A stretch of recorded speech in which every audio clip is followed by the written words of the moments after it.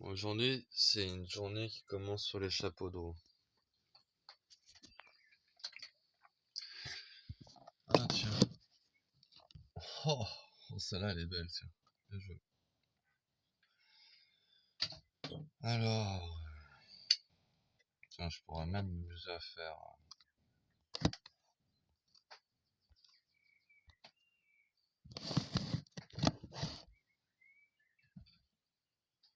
Parce que tu vois, attends mon regard. C'est surtout il y a moins de pixels et du coup ça prend moins de place. Elle risque d'être longue celle-là de vidéo.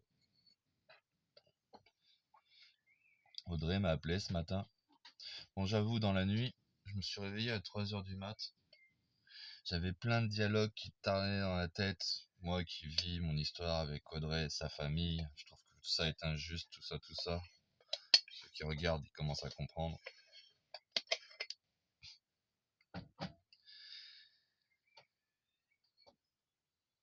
Et j'ai élaboré une nouvelle stratégie qui allait plus dans l'intérêt supérieur de l'enfant, qui était de beaucoup écrire, mais de peu de transmettre au juge, tu vois. De pas la charger. En plus, ce qui est drôle, c'est que c'était une nouvelle stratégie qui, justement, était là pour ne pas faire des actes qui seraient sans retour, c'est-à-dire le jour où je balance tout ce qu'elle a fait, Audrey, etc. Là, ça peut être vite incontrôlable, quoi. Et ça me ferait chier quand même que une justice trop rigide coupe la mère de son fils, quoi.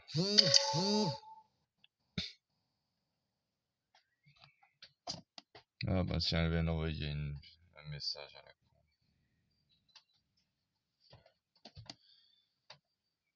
Audrey est vraiment la putain de perverse narcissique qui reprend tous mes éléments de langage pour après me les dire. Maintenant, j'ai détruit son rêve d'avoir une famille à Audrey. Et elle va devoir faire le deuil de moi, de notre relation. Je crois que avoir attaché le terme de deuil à l'histoire que j'ai vécue avec Audrey, c'est quelque chose que j'exprime depuis les premières crises qu'on a. Et je crois même que j'ai enregistré ma manière de parler comme ça. Donc elle reprend mes éléments de langage,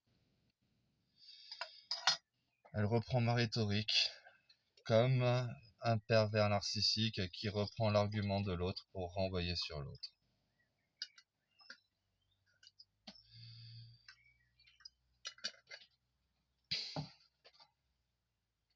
J'ai essayé de lui faire comprendre que, en effet, j'ai eu des moments hystériques et violents, elle a eu des moments hystériques et violents.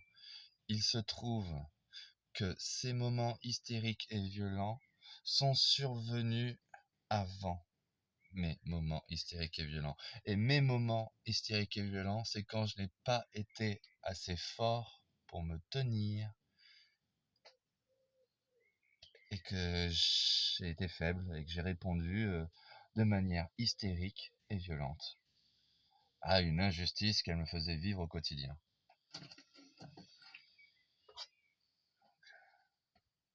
Donc si elle, quand on s'est connus, était déjà folle, moi, s'il y a quelque chose, c'est qu'elle m'a rendu fou.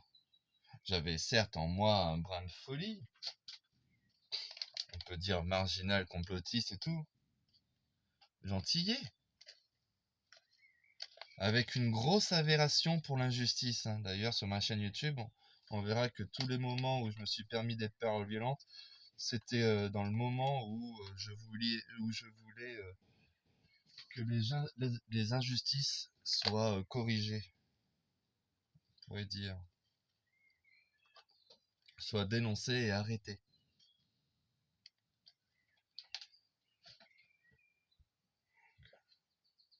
Et avec à chaque fois une forme de violence mesurée, tu vois. Un peu comme ce que l'État applique, enfin, essaye d'appliquer.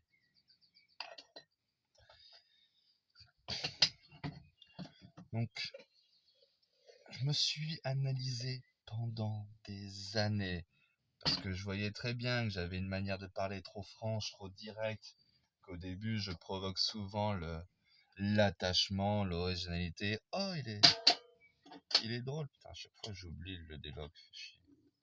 Un jour, je vais m'exploser tout seul dans ma caravane. Je sais même plus ce que je disais. Mais je crois que c'est dû à un trouble autistique ou un truc comme ça, je sais pas. Enfin, je raisonne beaucoup dans ma tête. Et quand on est correct avec moi, je le suis en retour. Et quand on n'est pas correct avec moi, j'ai tendance à ne pas l'être non plus et à dire «Oh, regardez, c'est un connard!» Et du coup, ils sont pas contents, les gens. Parce que quand tu filmes un rabat-joie de pêcheur et que tu dis «C'est un rabat-joie de pêcheur», bah, il est pas content, là. Mais pourtant, c'est un rabat-joie de pêcheur, tu vois.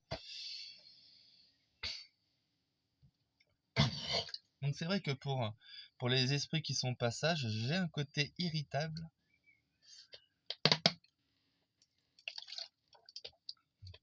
qui n'a pas la langue dans sa poche et qui appelle un chat, quoi.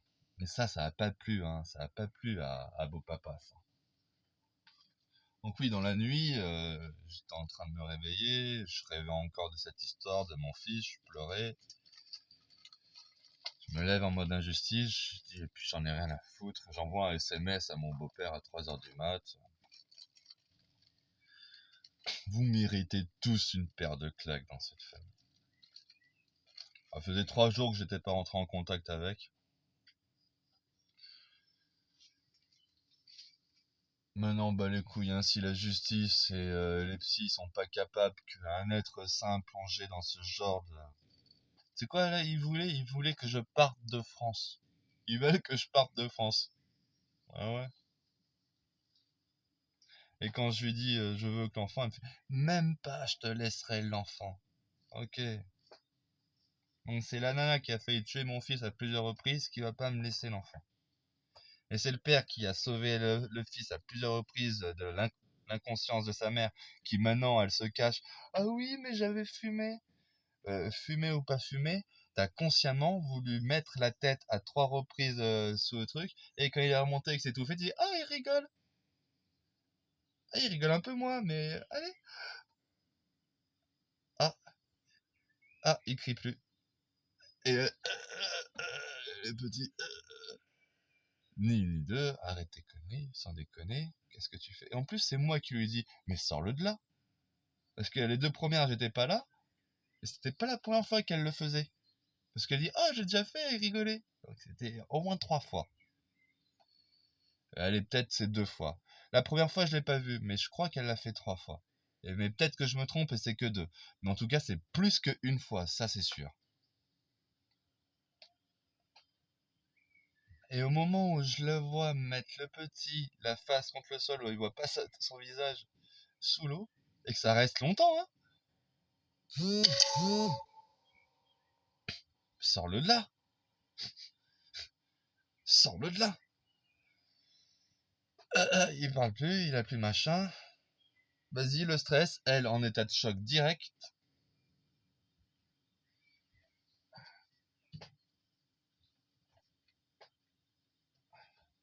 Paf paf, dans la chambre, face contre terre, pression sur avec son poids sur ma main, ces trucs. Il tousse 3 fois. Je vois une bonne réaction, du coup, je dis, je suis content, il tousse bien. Ça sort tout, je le remets en position un peu droite assis, je le chauffe bien. Et j'écoute son cœur avec un stéthoscope. On observe la situation se dégrader pendant une journée entière. Et on finit aux urgences.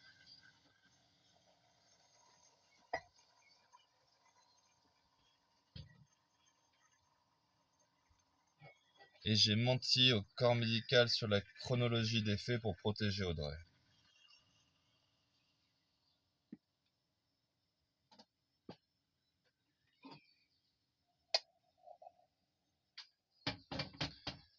J'ai menti au monde entier pour protéger Audrey, mais à Audrey, je lui ai jamais menti. À Audrey, je lui ai toujours dit tout, pour justement l'aider, lui montrer quelqu'un qui l'aime, qui apparemment a compris qu'elle avait un problème, et qui a tenté, avec la raison, la logique et même de la patience, de lui expliquer, de lui amener ses incohérences sur un plateau. Et au lieu de profiter de cette chance d'être aimé malgré tous ses défauts par un mec Et je te parle pas d'un amour juste pour la baiser et après en baiser une autre. Non, je voulais vraiment finir ma vie avec elle. Faire une famille. D'ailleurs, j'ai même fait un enfant avec elle. Mais j'avoue que je dois avoir un problème. Je dois avoir le problème du délire du sauveur. Et ça, c'est vrai que c'est une récurrence dans ma tête. Et ça peut me rapprocher en effet du pervers narcissique. Je crois que les pervers narcissiques, ils ont un problème entre être sauveur, victime et bourreau, je sais pas quoi. Là.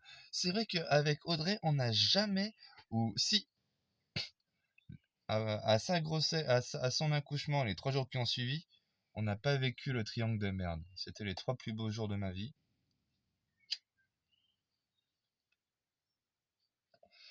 Quand elle a eu mal à en crever, que j'étais le seul avec elle,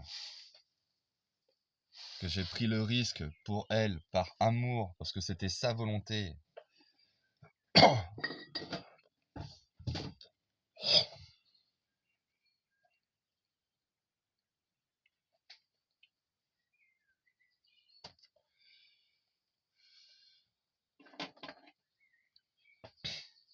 Quand elle avait littéralement sa vie entre mes mains, ah là, elle a été gentille. Hein. Et du coup, moi, dans mon miroir, bah oui, j'ai été gentil, tu m'étonnes. Ta femme que t'aimes qui est enceinte, ah, c'est le moment d'être le plus doux et le plus attentionné possible, et le plus concentré possible surtout.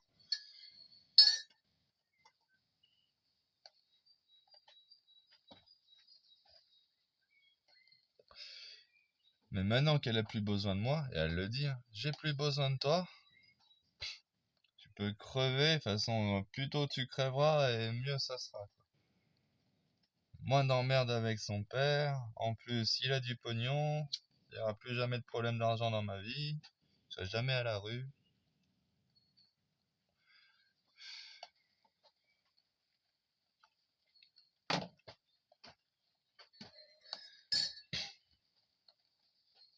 C'est dingue de voir tous les arguments et tout qu'elle me renvoie à moi. Et des mots que j'ai moi-même dit à elle. Et elle le dit elle-même, le pervers narcissique retourne les arguments contre. Oui, et tu vois même pas que tu es en train de le faire.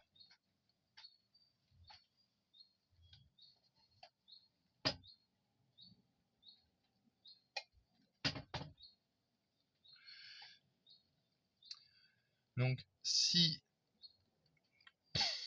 il y a 2 possibilités, soit elle n'a pas conscience d'être ce qu'elle est,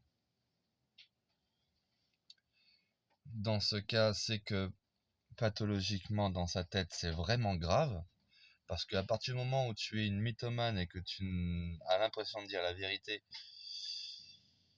je crois que dans l'échelle des pathologies psychiques, c'est plus grave que la petite peste malhonnête, menteuse, qui sait pertinemment ce qu'elle est, et qui feint le contraire et qui joue l'actrice face à tout le monde. Donc pathologiquement, je te l'accorde Audrey, la mythomane sévère qui croit dur comme fer que ce qu'elle dit est juste, même quand tu lui montres A plus B que c'est faux.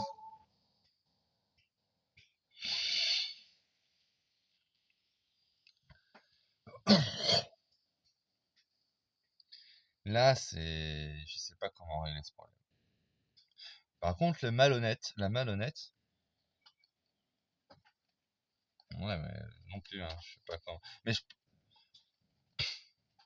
quelque part, je préférais qu'elle soit malhonnête qu'elle soit vraiment victime de sa pathologie mentale. Parce que si elle est victime de sa pathologie mentale, ça veut dire qu'elle n'est pas responsable. Ça veut dire que surtout, elle ne doit pas être responsable de mon fils, parce qu'elle a une pathologie mentale sévère. Mais ça veut dire que ce n'est pas volontairement qu'elle me fait du mal. Et du coup, ça pourrait mieux m'aider à l'accepter, tu vois. Que si c'est le cas de figure de la petite peste menteuse, qui, conscient de tout ce qu'elle fait, joue avec ton cœur, dit oui, non, dit les arguments que moi-même je lui ai servi en amont, avec des prétextes fallacieux. Ah, tu m'as mis dehors. Putain, je vais te raconter encore combien de fois le moment où tu as été mis dehors par les gendarmes. Je ne t'ai pas mis dehors, les gendarmes t'ont mis dehors. Et il se trouvait que à ce moment-là, tu me frappais pied-point. Au moment de sortir tes affaires sous une terrasse abritée pour que Serge puisse les charger rapidement pour t'amener à ton prochain lieu de vie. Parce que ça faisait 10 jours que tu squattais chez moi, que tu me disais t'as nulle part où aller. Moi, gentil comme un con, amoureux de toi, j'ai dit je vais pas la mettre dehors. Et quand j'ai su que t'avais un endroit où aller, bien sûr, je t'ai pas laissé une seconde de plus sous mon toit. Tu me faisais déjà souffrir depuis assez longtemps, quoi.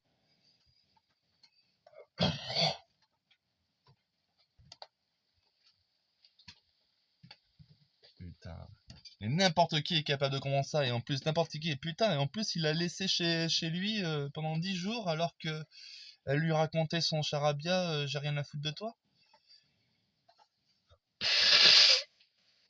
Je sais pas si t'as déjà été amoureux d'une femme, un fond, mais imagine ce que tu vis quand la femme que t'aimes te dit tout ça. À quel point ça fait mal dans ton cœur. T'as fait des plans sur la comète, tu rêves de famille et compagnie. Maintenant, celle qui me dit t'as détruit mon rêve de famille. Oh, j'ai fait tout ce que je peux et je continue de faire tout ce que je peux pour faire une famille avec toi encore. Tu veux que je te lise tous les écrits que j'ai écrits là? En plus, je te l'ai lu.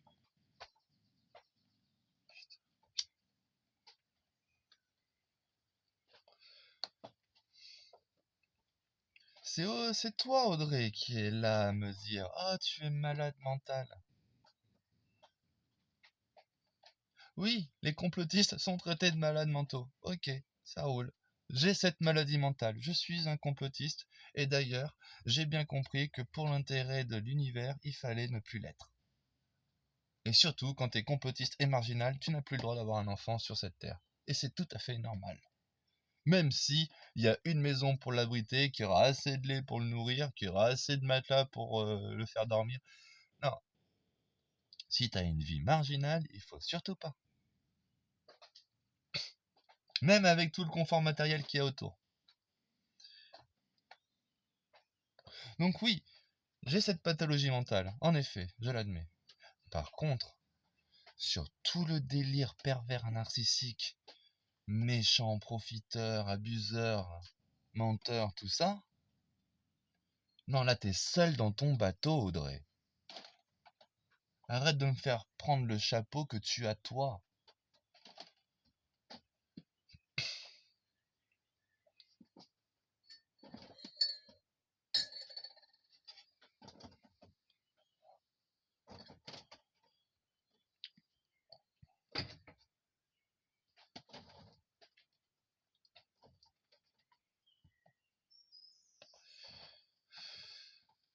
Et moi comme un connard amoureux. Au moment de parler de toi au psy, je te protège. Non, je préfère qu'elle soit ici avec nous quand on va commencer à parler l'un sur l'autre. Parce que j'ai pas envie de dire tout ça dans son dos. Nombre de trucs amoureux que j'ai fait pour toi.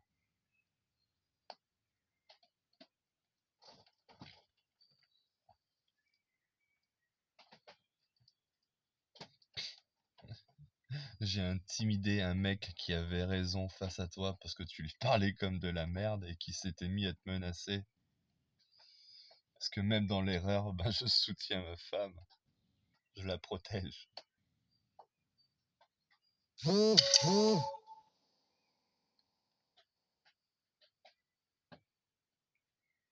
Jamais un merci.